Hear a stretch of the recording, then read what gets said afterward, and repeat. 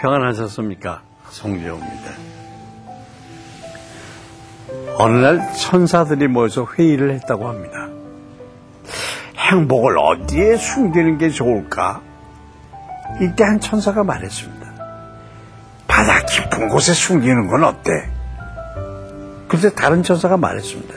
에이, 인간은 영리해서 바다 깊은 곳이라도 찾아내고 말 거야. 그래서 또 다른 천사가 말했습니다. 그럼 높은 산 정상 위에 숨겨놓는 건 어때? 그래서 또 다른 천사가 말했습니다. 에이, 인간은 강하고 활동력이 있어서 아무리 높은 산이라도 찾아내고 말 거야. 이때 가만히 듣고 있던 한 천사가 말했습니다. 그럼 마음속 깊은 곳에 숨겨놓는 게 어때? 행복이 자신 안에 있다는 걸 깨닫는 건 아주 힘든 일이니까. 이 말을 듣고 천사들은 만장일치로 행복을 가슴속에 숨겨놓았다는 얘기입니다. 그렇습니다. 진리는 이렇게 우리와 가까운 곳에 있습니다. 단지 우리가 알지 못하고 깨닫지 못하고 있는 것이 문제지요. 오늘 함께 묵상하게 될 본문에서도 이와 비슷한 상황이 벌어집니다.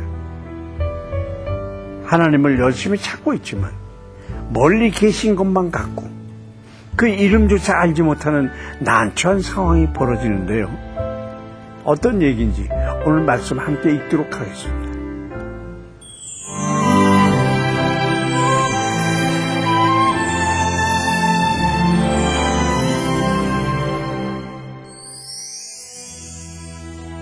오늘 보실 말씀은 사도행전 17장 22절부터 27절까지입니다. 바울이 아레오바고 가운데 서서 말하되 아덴 사람들아 너희를 보니 범사에 종교심이 많도다.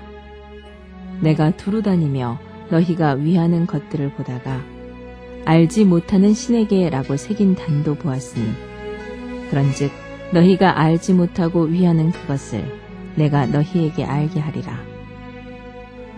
우주와 그 가운데 있는 만물을 지으신 하나님께서는 천지의 주제시니 손으로 지은 전에 계시지 아니하시고 또 무엇이 부족한 것처럼 사람의 손으로 섬김을 받으시는 것이 아니니 이는 만민에게 생명과 호흡과 만물을 친히 주시는 이심이라.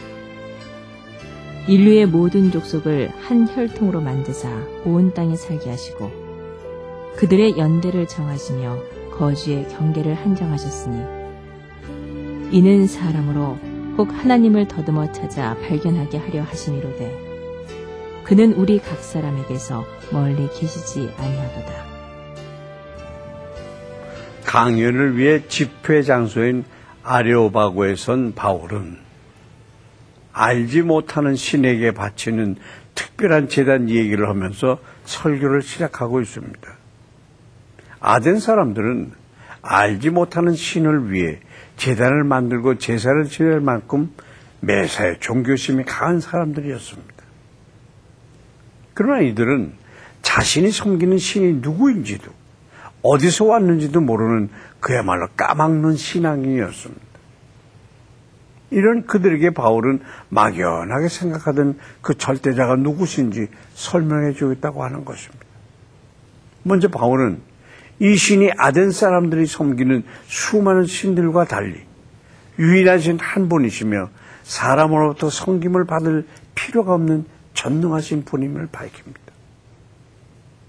이것은 모든 사물에 신이 깃들어 있고 사람들에게 섬김을 받아야 존재할 수 있다는 당시 시도와 철학의 범신론과는 반대되는 얘기였습니다. 또한 이 신은 만물을 창조하신 천지의 주제이시며 언제나 가까이 계셔서 인간의 모든 생활을 주장하시는 분이라고 선언합니다.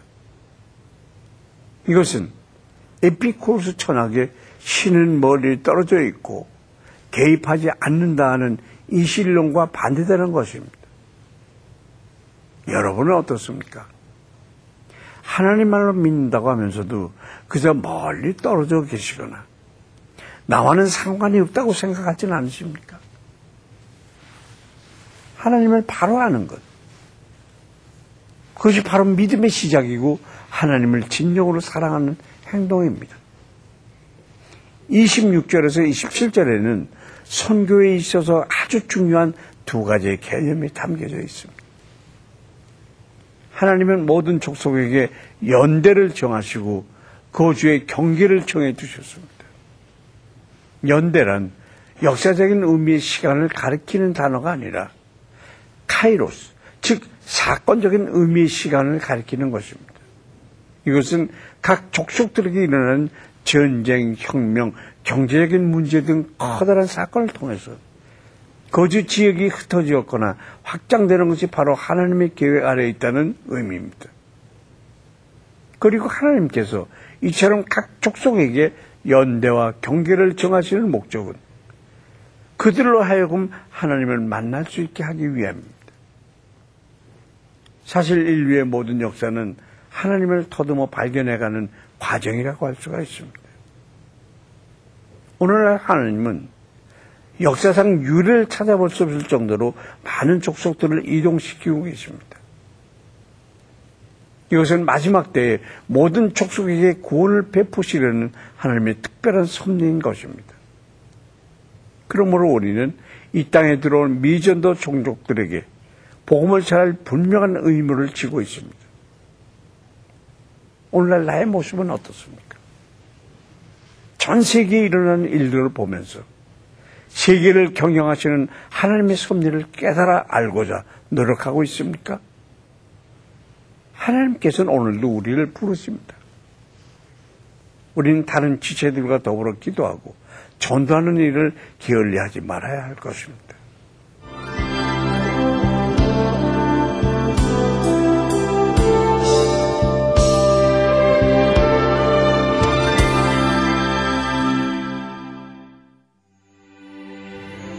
온 세상에 구원자 되시는 하나님 아버지, 오늘도 말씀을 통해 하나님이 어떤 분이신지 깨닫게 해주셔서 감사합니다. 또한 어떻게 인류 역사와 민족들을 이끌어 오셨는지 알게 해주심에 감사드립니다. 하나님은 참으로 크고 놀라운 분이셔서 우리의 지식으로는 다 알 수 없지만 늘 가까이 계시며 우리의 삶 가운데 동행하심을 믿습니다. 민족과 나라를 차별하지 않으시는 하나님, 우리나라에 들어와 있는 외국인 근로자들을 주께서 보살펴 주시고 무엇보다 그들이 한국에 있는 동안 예수님을 만나고 구원받는 축복을 허락해 주시옵소서. 또한 우리가 그들을 섬기고 베푸는 선한 이웃이 되게 하여 주시옵소서. 예수 그리스도의 이름으로 기도합니다. 아멘. 중국 남부 윈난성과 베트남, 라오스, 또 태국의 고루 걸쳐 약 50만 명의 허멍농족이 거주하고 있습니다. 일부 젊은이들이 도시로 진출해 사업에 성공하는 등 종족이 점차 현대화되고 있지만 대부분의 젊은이들은 전통과 문화 안에 갇혀 있습니다. 여성들은 진홍색의 전통 의상을 입고 집집마다 정령과 조상신을 숭배하기 위한 제단을 만들어서 그들에게 인생의 해답과 축복을 주기를 구하고 있습니다. 허멍농족에게 선교사를 보내주시고 도시에서 사업을 하는 젊은이들이 복음을 접할 기회를 만들어주시길 기도합시다. 눈앞의 일에만 신경을 쏟으면 어느새 우리의 눈은 벌레 눈이 되고 맙니다. 벌레는 나무밖에 못 보지만 새는 숲 전체를 볼 수 있습니다. 새의 눈으로 높은 하늘 위에서 자신과 그 주변을 돌아보시길 바랍니다. 조금 늦은 일이 있어도 불가능한 일은 아무것도 없습니다. 우리의 삶을 계획하시고 이끌어가시는 하나님의 능력을 의지하시길 바랍니다. 송지효의 큐티 동행 오늘 여기서 마치겠습니다. 감사합니다.